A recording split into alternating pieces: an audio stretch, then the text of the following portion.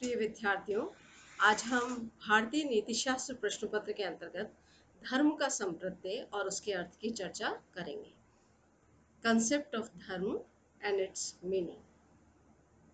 आप सभी जानते हैं कि धर्म की अवधारणा भारतीय चिंतन में न सिर्फ महत्वपूर्ण और प्रभावशाली अवधारणा है जिसका समाज के सभी क्षेत्रों में प्रभाव रहा है, साथ ही यह विशिष्ट अवधारणा भी है। भारत में धर्म शब्द का प्रयोग जिस अर्थ में किया जाता है वह अंग्रेजी भाषा के शब्द रिलीजन से अलग है, और ये किस प्रकार से अलग है इसकी भी हम चर्चा करेंगे। परंतु पहले हम यह जान लें कि हमारी परंपरा में या हमारे नीति शास्त्र में धर्म की अवधारणा क्या है। धर्म की अवधारणा के संदर्भ में चर्चा करने से पहले मैं आपको इस संबंध में भी आपका ध्यान आकर्षित कर दूं कि आपने देखा होगा लोक व्यवहार में जब हम किसी व्यक्ति की निंदा करते हैं या किसी से कर्तव्य पालन में चूक हो जाती है तो भी हम ये कहते हैं कि आपने अपने धर्म का पालन नहीं किया। इसी प्रकार से जब हमें कई बार इस तरह की अनिर्णय या संशय की स्थिति होती है कि हम क्या करें और क्या ना करें, तब भी हम कहते हैं कि मुझे धर्म संकट हुआ। तो धर्म का जो संबंध है या धर्म का अर्थ जो हम अपने लोक व्यवहार में या आचरण के क्षेत्र में लेते हैं वो प्रमुख रूप से कर्तव्य से संबंधित धारणा है। अब जो ये धर्म की अवधारणा है इसके दो पक्ष हमारे यहाँ देखे जाते हैं। पहला धारक और दूसरा नियामक।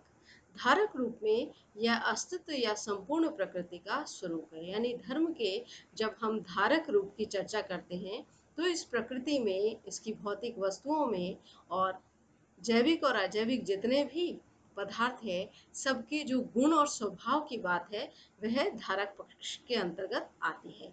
इस रूप में धर्म को जगत का अधिष्ठान भी कहा जाता है।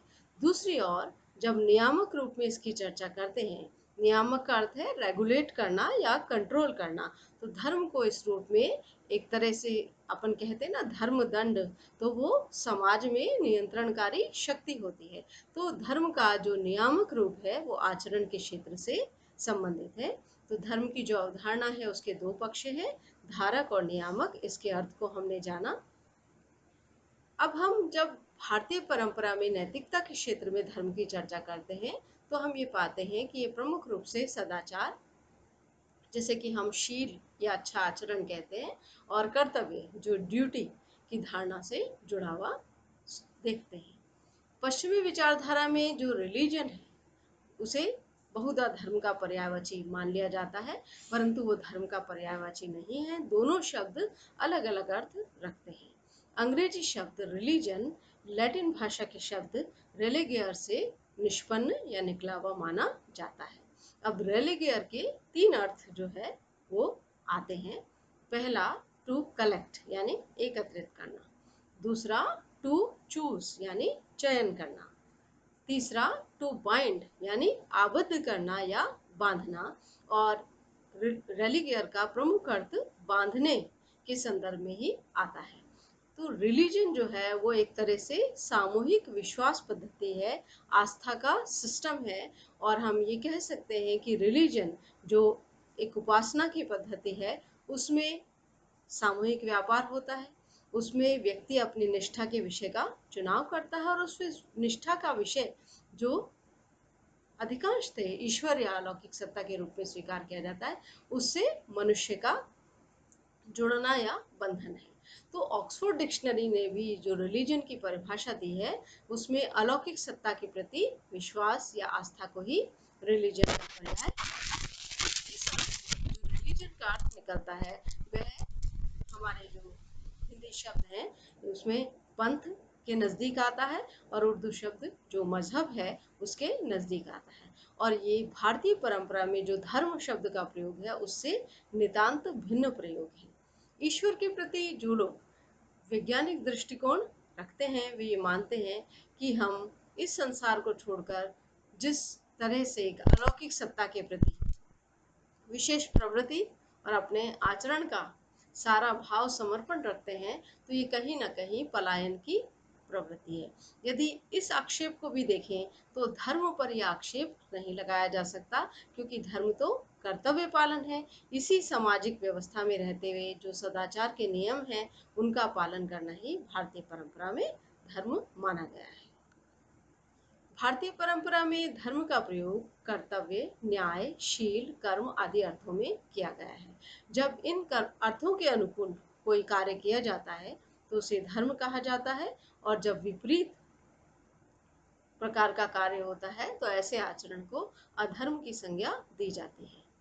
अब धर्म शब्द की जब हम व्युत्पत्ति की बात करते हैं कि ये धर्म शब्द जो है अपना मूल अर्थ क्या रखता है, तो धर्म शब्द संस्कृत के द्वि धातु में मन प्रत्यय लगाने से बनता है। अतः जिससे लोक का कल्याण हो, जो लोक को धारण करे, वह धर्म है। और सर्वमान्य या सर्वप्रचलित रूप से नीति शास्त्र के क्षेत्र में इसी परिभाषा को स्वीकार किया जाता है। अब ये जो लोक को धारण करने या लोक के कल्याण की बात है, ऐसे धर्म का स्रोत क्या है, यानी हमें इसका ज्ञान कहाँ कहाँ से होता है, इसके संबंध में धर्म के स्रोत के रूप में चार जो है स्रोत स्वीकार किए गए हैं। पहला वेद, जिसे श्रुति कहा जाता है, जिसको हमारी परंपरा में अपौरुषीय माना गया है कि वो जो वैदिक ऋषि हैं दृष्टा रूप होते हैं और उन्होंने उसका साक्षात बोध किया है। और हमारे यहाँ जो परंपरा है जिसमें इसको मौखिक तरीके से जो है श्रुति को जो है संरक्षित रखा गया है, उस परंपरा में वेदों को जो है स्मृति से ऊपर रखा गया है। स्मृति जो है वो वैदिक ऋषियों ने अपनी बौद्धिकता के द्वारा, अपने ज्ञान की उपलब्धि के द्वारा ग्रंथ लिखे हैं, तो स्मृति एक तरह से पौरुषीय है, परंतु वेद अपौरुषीय है। वेद को श्रुति कहा जाता है और स्मृति को शास्त्र के अंतर्गत रखा जाता है।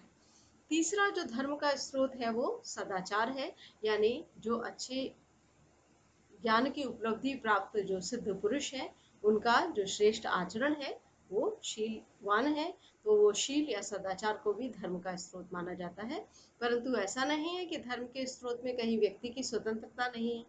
धर्म के स्रोत के रूप में अंतरात्मा की आवाज को भी, जो शुद्ध निर्मल अंतःकरण होता है, उसकी स्वीकृति को भी आवश्यक माना गया है। तो हमारे यहाँ धर्म जिसे सदाचार या कर्तव्य पालन के रूप में लिया जाता है और जिसको समाज की नियंत्रणकारी या नियामक शक्ति माना जाता है, ऐसे धर्म के चार स्रोत स्वीकार किए गए हैं: वेद, स्मृति, सदाचार और अंतरात्मा की आवाज। अब धर्म शब्द जो है भारतीय परंपरा में किस प्रकार से अलग अलग अर्थों में युक्त हुआ है, यदि हम इसके इतिहास को देखें तो ऋग्वेद में ये शब्द अनेक बार आया है। यानी धर्म जो है वो एक प्राचीन अवधारणा है, और ऐसा भी माना जाता है कि धर्म जो है उसके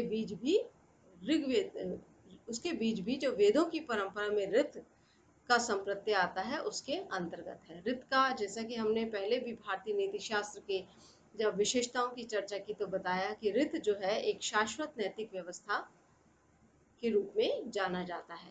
तो ऋत जो है वो एक नैतिक विधान है, मॉरल लॉ है, और धीरे धीरे उसको सत्य के रूप में और सत्य की धारणा से धर्म की धारणा का विकास हुआ। तो धर्म भी इस रूप में एक मॉरल लॉ या नैतिक विधान है। तो ऋग्वेद में इस शब्द का प्रयोग विशेषण या संज्ञा के रूप में हुआ है, और ये जो प्रयोग है ये धारण करना, सहायता करना, पोषण करना, इस प्रकार के अर्थों के रूप में जो है प्रयुक्त हुआ है। उपनिषद काल में धर्म शब्द का प्रयोग विहित कर्मों का पालन करने के संदर्भ में हुआ है। विहित यानी समाज में जो निर्दिष्ट या बताए गए कर्म होते हैं। अब समाज में निर्दिष्ट और बताए गए कर्म कौन से हैं आप सभी जानते हैं। भारतीय नीति शास्त्र की विशेषताओं में हम जब सामाजिक व्यवस्था की चर्चा करते हैं तो हम ये कहते हैं कि यहाँ पर समाज में लोगों को गुण और कर्म की योग्यता के अनुसार चार वर्णों में ब्राह्मण, क्षत्रिय, वैश्य, शूद्र, इस प्रकार से चार वर्णों का विभाजन किया गया।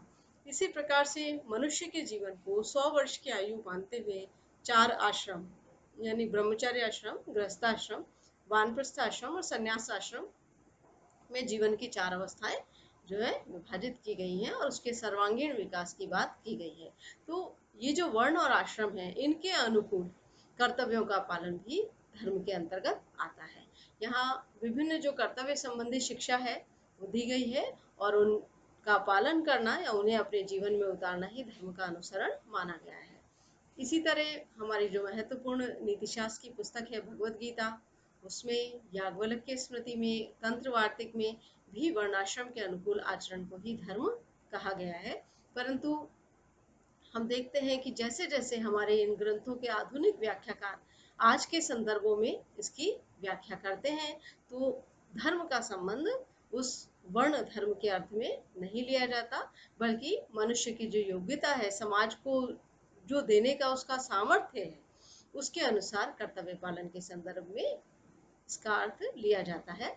जैसे आप जब कर्मयोग शास्त्र लोकमान्य बाल गंगाधर तिलक का पढ़ते हैं, तो वहाँ जो निष्काम कर्म की बात हुई है, उसमें वर्ण धर्म के संदर्भ में न लेकर समाज में जो व्यक्ति की योग्यता है, व्यक्ति का समाज को देने लायक सामर्थ्य है, और उससे एक जो है स्वार्थ रहित होकर कर्म करने की अपेक्षा को ही धर्म के रूप में लिया गया है। महाभारत में धर्म का प्रयोग जो किया गया है, वही भारतीय नीति शास्त्र में धर्म की सर्व प्रचलित धारणा के रूप में स्वीकार किया जाता है। तो लोक का जिसके द्वारा धारण या रक्षण किया जाए, वह धर्म कहलाता है। यूं तो भारतीय परंपरा में धर्म का विभिन्न संदर्भों में प्रयोग हुआ है, परंतु धर्म का संबंध प्रमुख रूप से नैतिक व्यवस्था अथवा विधान के अर्थ में हुआ है। और महाभारत में भी हम धर्म की परिभाषाओं को अलग अलग संदर्भों में भी देखते हैं। कई बार सद्गुणों के अर्थ में भी धर्म के पालन की बात की जाती है, और महाभारत के अनुसार धर्म जो है वो युग के अनुकूल भी स्वीकार किया गया है। इसलिए भारतीय परंपरा में धर्म जो है वो कोई जड़ धारणा नहीं, बल्कि इसको विचारकों ने माना है कि एक गतिशील या डायनेमिक धारणा है, जो अपने देश काल समय परिस्थिति के अनुसार अर्थ ग्रहण करती है। परंतु इसका मूल स्वरूप जो है वो शाश्वत है, क्योंकि ये जगत का शाश्वत नैतिक नियम है, जिसके पालन की अपेक्षा सभी से की जाती है, और इस रूप में धर्म को शाश्वत मूल्य भी कहा जा सकता है। अगले जो लेक्चर में हम धर्म की परिभाषा के संबंध में चर्चा करेंगे कि भारतीय नीति शास्त्र के जो ग्रंथ हैं, उसमें धर्म की भिन्न भिन्न परिभाषाएं दी गई हैं। वे परिभाषाएं भी धर्म के अर्थ को प्रकाशित करने में सहायक है। धन्यवाद।